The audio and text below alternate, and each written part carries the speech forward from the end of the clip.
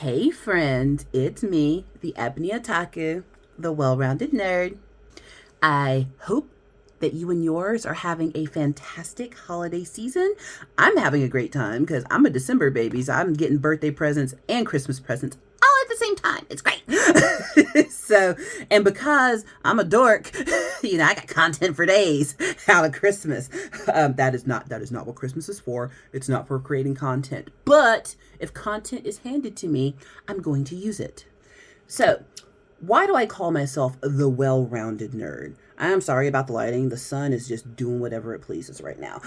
I've got my ring light set to try to give me a boost, but the sun is going bright, dark, bright, dark. Like it's a whole thing. Anywho, back to why do I call myself the well rounded nerd?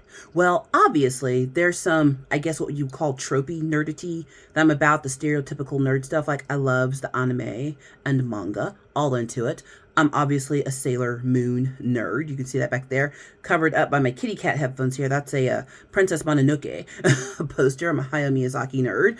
I'm an action figure nerd. I'm a Transformers nerd. I'm a collector nerd, but I'm also very much a reader. I've said it several times on the channel that I am very much a book nerd. I love to read. Right now, my camera is sitting on top of Fabius Bile to have it at the right height because I'm tall. And then this is my current stack of what I'm doing right now for reading. So this is the stack that's living on the desk, and once one is finished, I replace it with another. This week, I think I'm gonna try to finish this one. I did Lisa C's other newest book, Lady Tan Circle of Women. The reviews on my channel. My God, today that's a book. But I'm hoping to finish this one this week. So I'm a book nerd. I'm a technology nerd. Since I was young, I've always built my own computers. My dad owned his own consulting firm when I was younger, and I was his indentured servant. And now I love building machine. Next year, I'm going to build myself a new gaming laptop. Hell, I'm a gaming nerd. I might start doing some gaming streams on the channel. Just depends on if I find time to do it, because work exists. But I love me some Guild Wars. That's my oldie but goodie favorite. I do still love my old 90s games. Very much a Neverwinter Nights fan. Love Neverwinter Nights. Not like love. Sims, original Sims. Finally got that running on my computer, and it is life, let me tell you. But another nerd layer out there is cooking. I am a cooking nerd, which that is a whole different set of nerdity. Now, here's why I bring this up. One, content. But really, when you've got nerds in your life, when you're trying to find them that right nerdy present, you have to know what kind of nerd they are.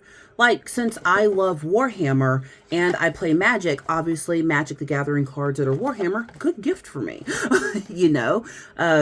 Even though all nerds might not like the same nerdy thing, figure out what your nerd is into, and then you can gift them those things that would actually speak to them, to make them go, oh wow, you were listening to me and you like me.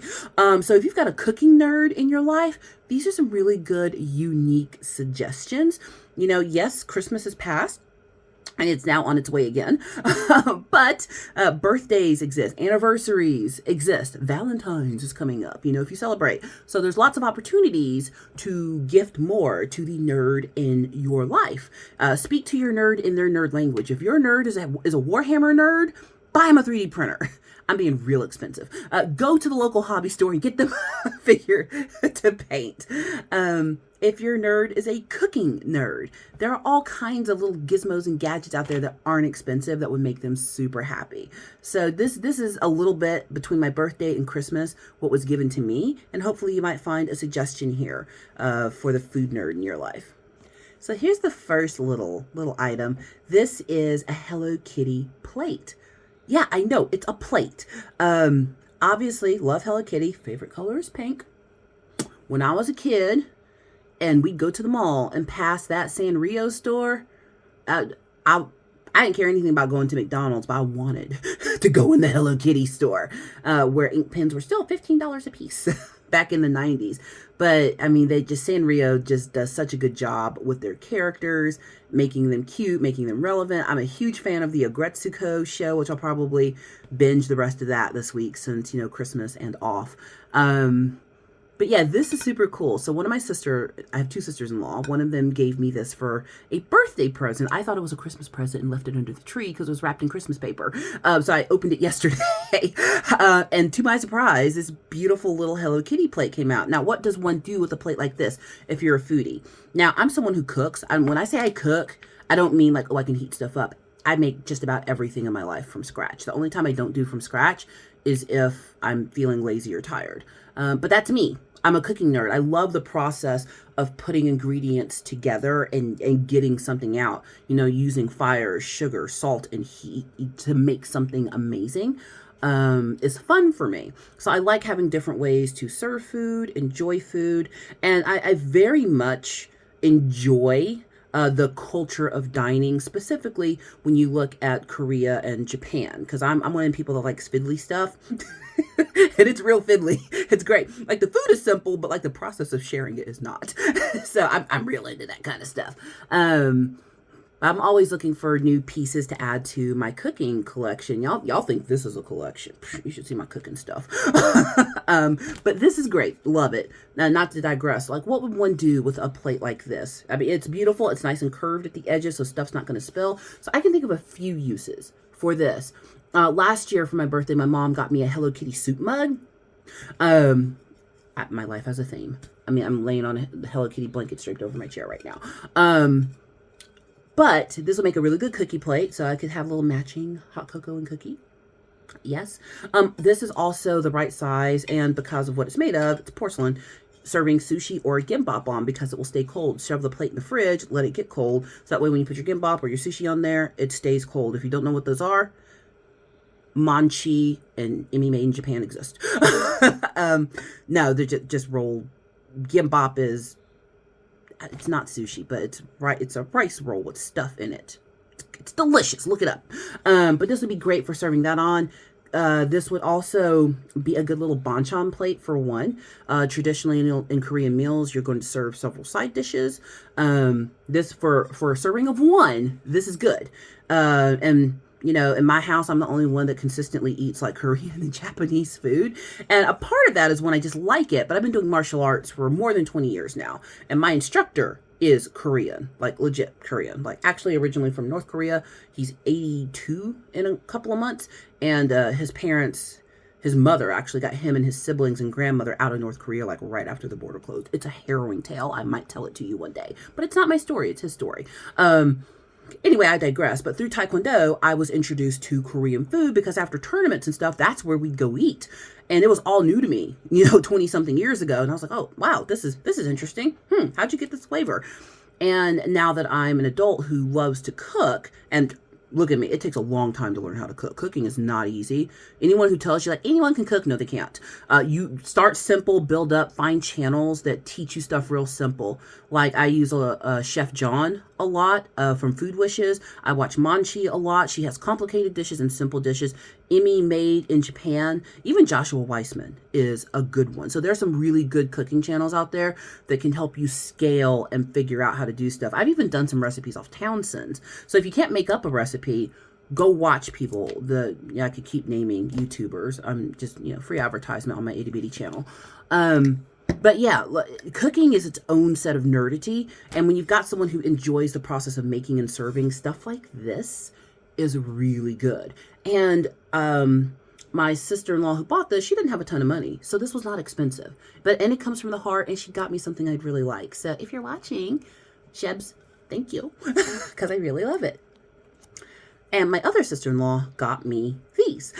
So these are sauce dishes. If you indulge in Korean food and Japanese food, I think even Chinese food, but a lot of Asian cultures, sauce is a big deal.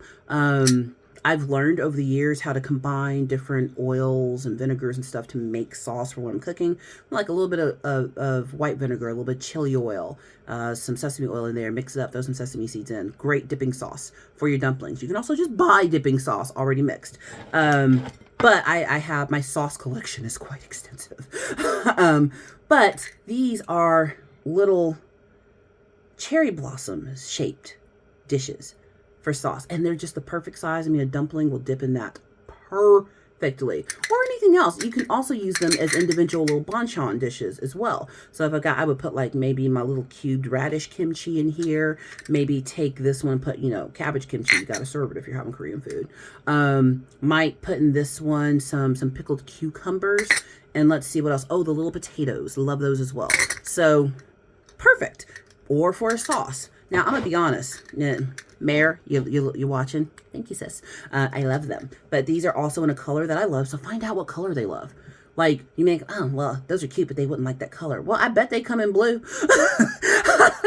You know, I bet they come in white, you know, or maybe not even these in particular, but here's some inspiration. This is also great because I'm a tea set collector as well. So I like little fiddly stuff. I like things that just, I don't know, add that extra air of pomp and circumstance for no good reason, which that's what this does. And beautiful enough because this is Hello Kitty and this is pink. I can use them together. So if I'm having gimbap and I need a dipping sauce for my gimbap and maybe I'd put myself out 3 sides, look, I got a whole little serving tray. Now I will tell you, because these are fragile, you know, I have a cabinet in the house that the husband and stepson are not allowed to touch because it's got all my breakables in it. But yeah, find a safe place for stuff like this. But again, not expensive. One of my sisters-in-law has worked at Marshall's, so she knows it inside and out. I would wager these came from Marshall's. Which, good on, because then that means it's not super expensive. So if you're trying to find that gift for someone you don't have a ton to spend, there you go. So that's cooking one. So but now let's move up the scale a little bit. There is so much happiness in here. So when I say I cook, I also love to make things from scratch. I know there's somebody out there like, a nerd girl who also cooks? Married, sorry. but yeah, we exist and I'm not the only one. I know more. We kind of band together, you know, because, you know, that certain groups of skills and interests are rare even amongst nerd women. So when we find each other, we're like, yes, instant friend. But this, when I say I make stuff, I like to make things from scratch. And this is something I've always wanted, but again, never could justify buying it. Can you guess what it is? You know what it is? Oh, it smells so good. It's a tofu press.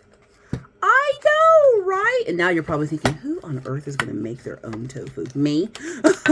I make my own hummus. I always have a 5-pound bag of chickpeas ready to go in case I get a hankering for homemade hummus.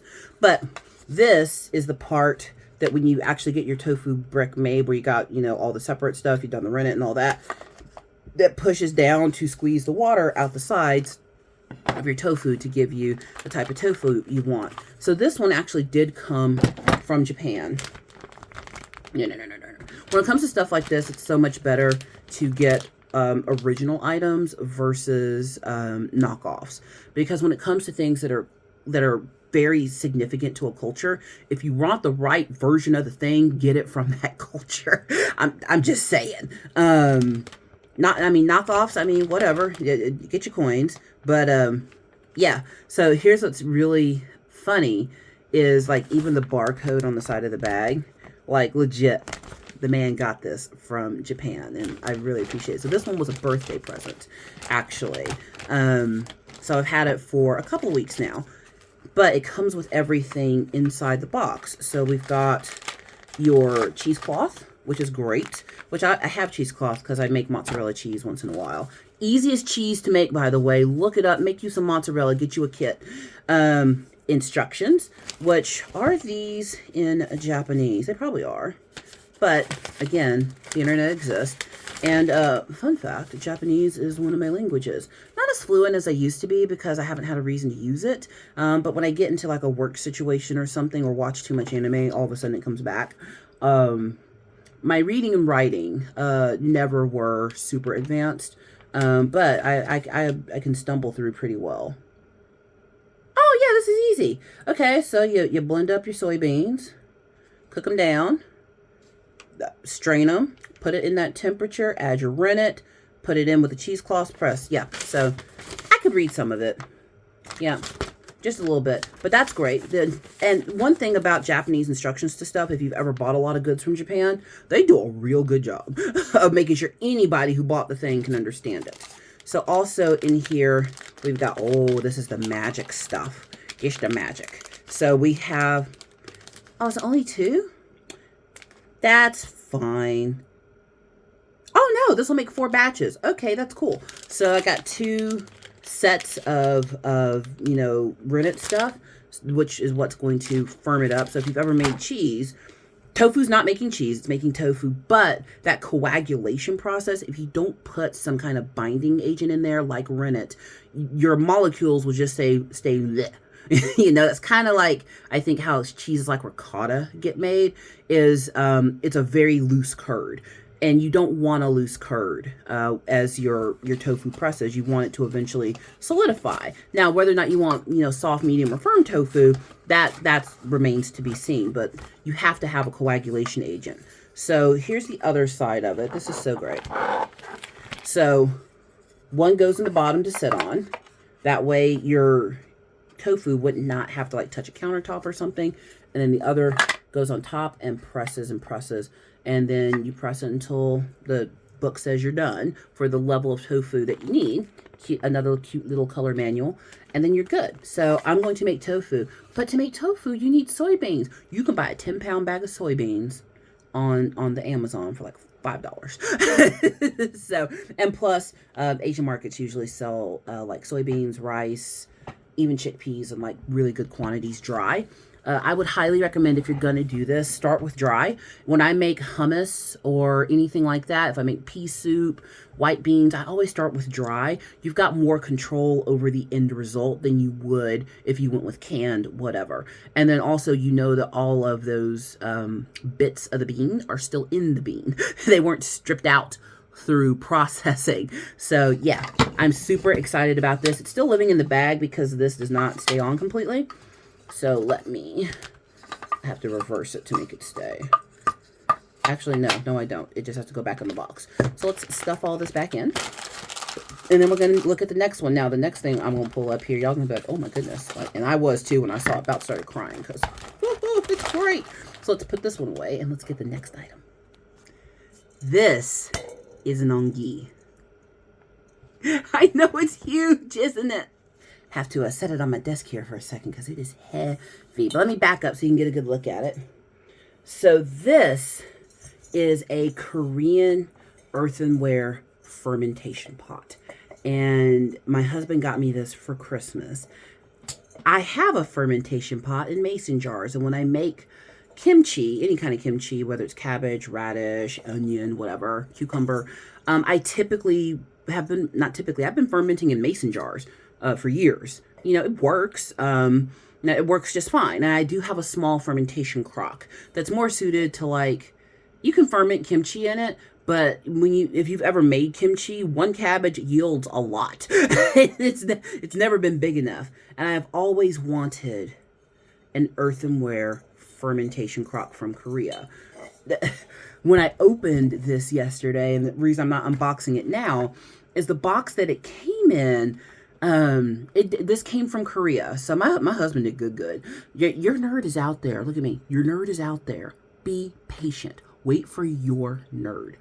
Even though both of us are nerds, so there are some things where our nerdity doesn't cross over. He likes to build. He does woodworking. He wants to build a boat. I'm like, good. Knock yourself out. Things that I'm getting him for his birthday and Christmases are all stuff around, building that I know he wants. He makes candles. So this year I got him a wax warmer with a spout on it so that when he makes beeswax candles, the process just got easier. So learn your nerd. You don't have to overlap on everything. We overlap on 85% of our nerdity we like, but where we don't overlap, we celebrate and encourage the other person. So off my soapbox, he knows how much I love making kimchi, making food from scratch, just starting with raw ingredients. So tofu kit, which I had put together and just fell apart because I'm crazy.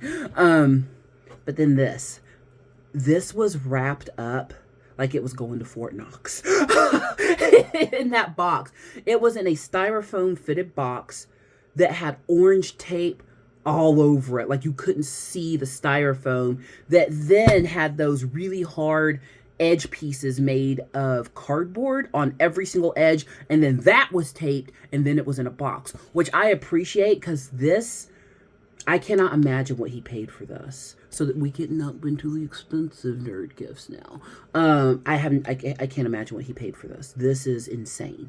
It is just beautiful. It's a work of art. But then check out what else it comes with. So on top here, you think this is a lid. It is, but guess what it also is? Right? It's a whole bowl. So there's that. And now here is the actual lid.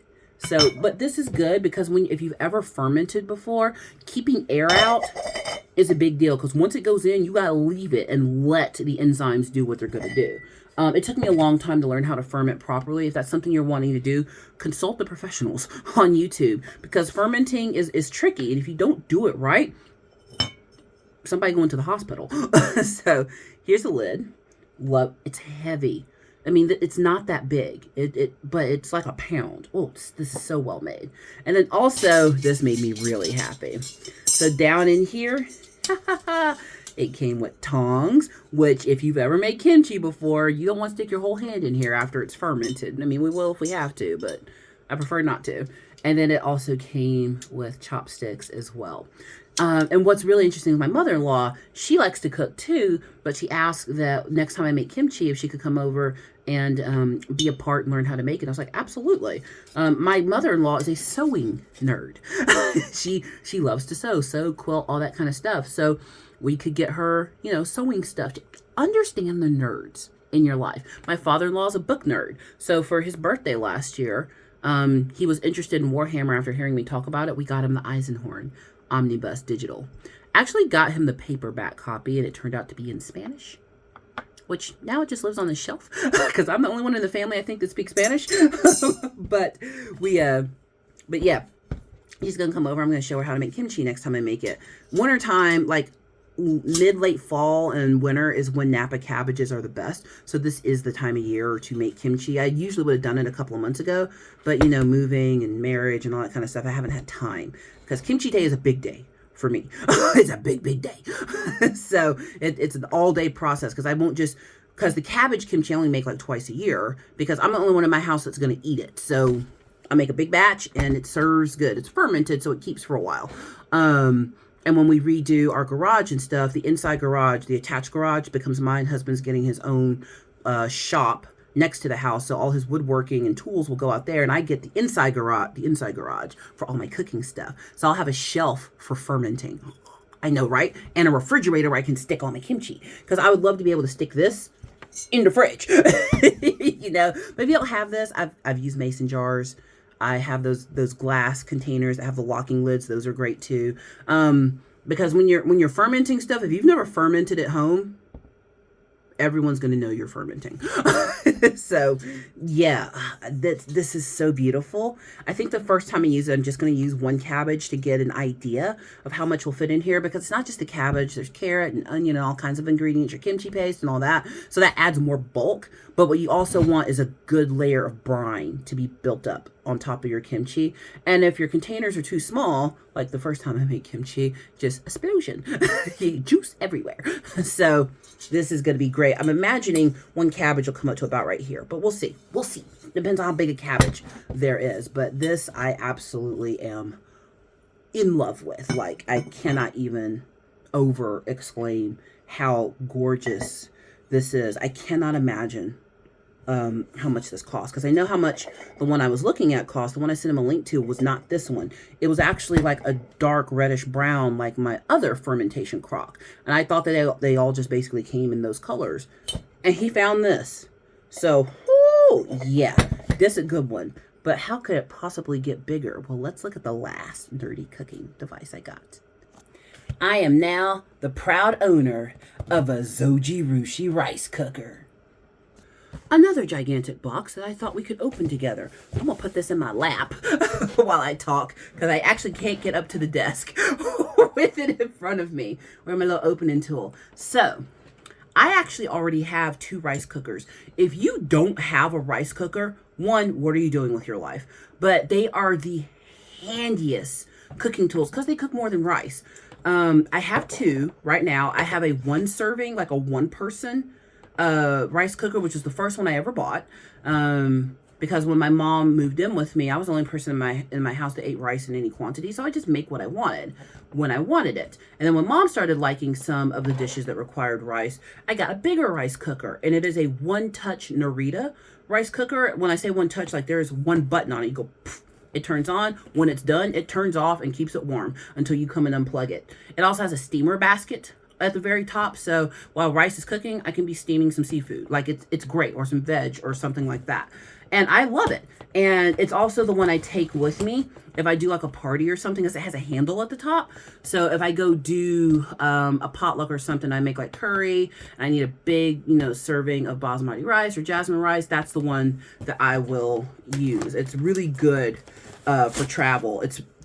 I mean, to be fair, rice cookers, at least from what I've seen, are made to live forever.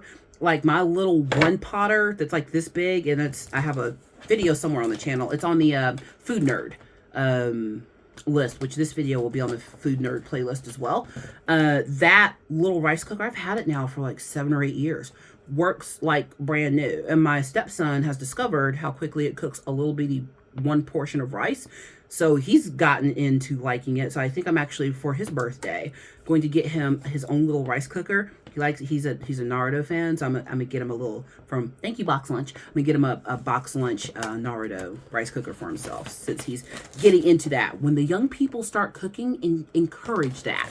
Oh my goodness, this is quite a box. It's gonna make this video longer than I planned, but for stuff to be traveling overseas, it has to be well packaged, or it's not gonna make it. So why a Zoji Rushi? One, it's a Zoji Rushi. But no, it has a lot of really good built-in intelligence, and this will probably be the last rice cooker I buy, because I have one that I'm fine taking out of the house. This one stays home. This one's not going traveling anywhere. And actually my other one might end up in the camper one day. Oh, they got tape everywhere.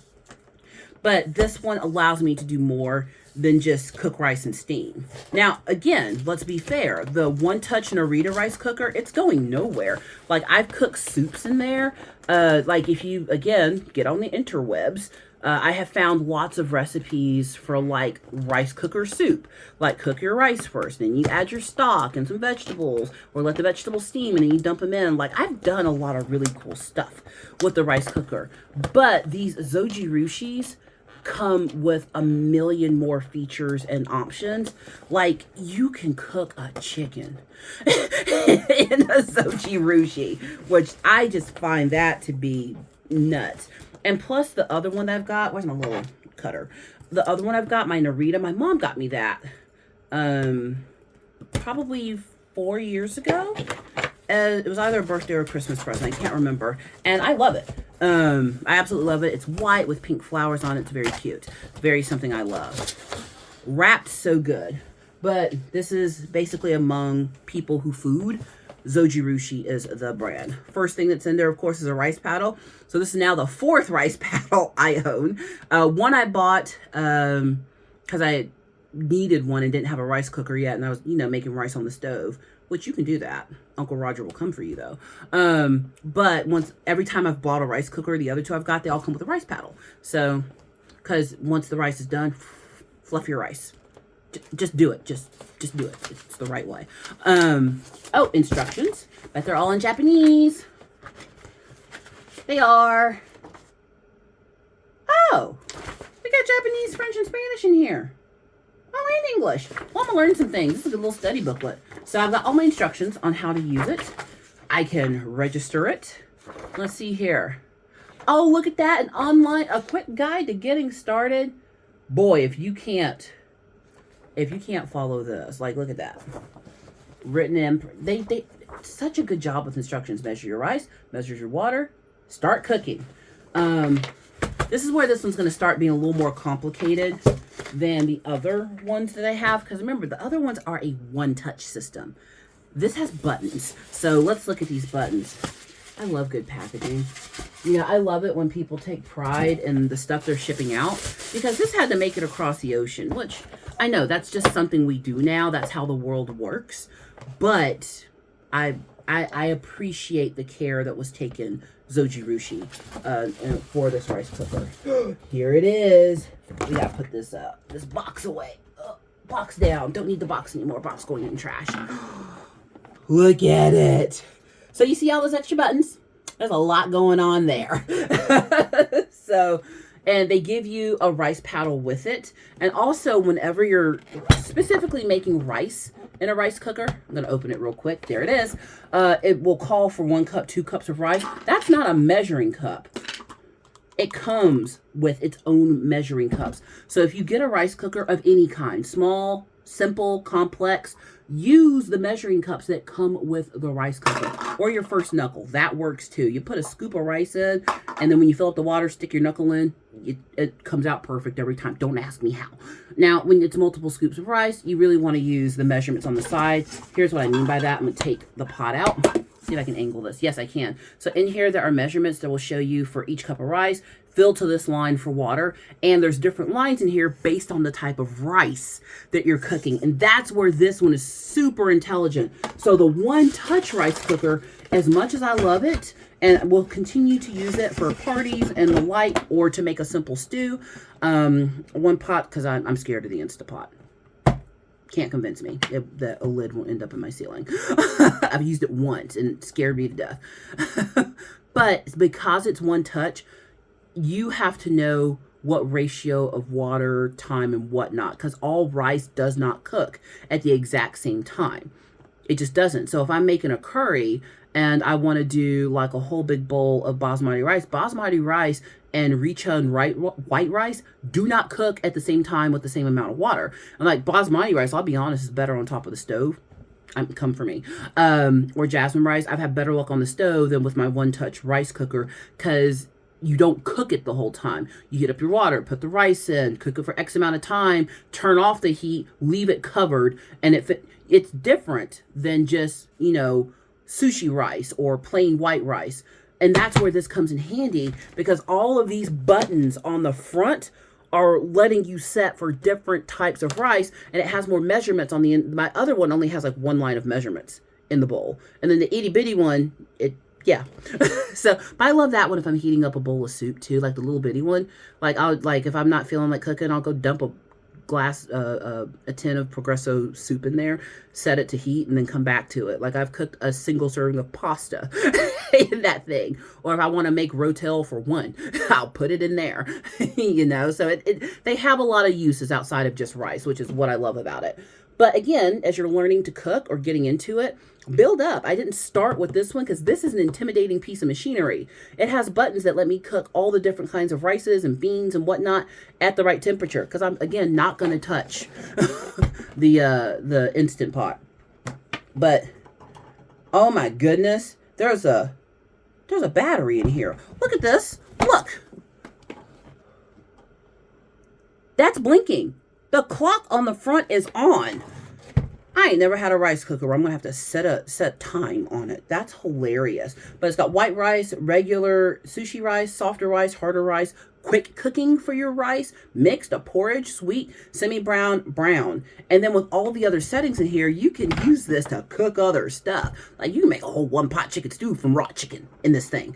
And it'll cook it. So, but you just have to finagle the settings. I can't do that in the other ones because they're done with magnets. That's how it knows when it's done. So when that magnet and that heat hit a certain temperature, pop, it's done. Like you're not going to cook anymore with it. But with this, you can set timers and everything else. And it has a handle. My other one has a handle, but this one's not leaving the house. This is mine, and this stays here. The other one is now officially the travel one. So if I go camping or something, like we do SCA stuff. If you don't know what the SCA is, look it up. It's great. So if I bring a dish to the SCA, I can bring my other rice cooker. So now I have a home rice cooker, a travel rice cooker, and a mini rice cooker. Is that too many rice cookers? No, it's not. So I hope you found that little bit of a nerd cookery interesting. Again, you have a nerd in your family. Find out what kind of nerd they are. Are they an anime nerd? Are they a video game nerd? Are they a music nerd? A sewing nerd? A cooking nerd? An electronics nerd? A building nerd? That's why we say well-rounded nerd. All nerdities are welcome here. And when we take time to investigate one another, then we don't do things that disappoint each other. I look at my friend who is a nerd and recognize the stuff that they like and go, oh, this is what I could do to make you smile. Like one of my sisters-in-law is a big board game lover, like loves a board game. So we got her an expansion set to her favorite game for Christmas, and then another new game. My other sister-in-law, she loves some Harry Potter and she loves stickers. Well, guess what? Box lunch had at the store, a Harry Potter sticker book. So find out what is the nerd verse that your person's into, and I promise you there are plenty of options to help build those nerdy roads of companionship. You don't have to be material if you don't want to. Feel free to make stuff. Free is good too. I'm just offering suggestions and just celebrating that, the people in my life, recognize what kind of nerd I am, and they got me gifts based on me, not on them. And vice versa. I got my people gifts based on them, not on me. And that's how nerds make friends and build relationships. I will always preach the good news of Warhammer to whoever will hear it. I will also have ears open with interest as people tell me about the things I love. And that's how you build relationships. That's how you win friends and influence people. Okay, I'm going to get out of corporate trainer mode. So I hope you enjoyed that. Please like, comment, and subscribe, and I will see you in the next one.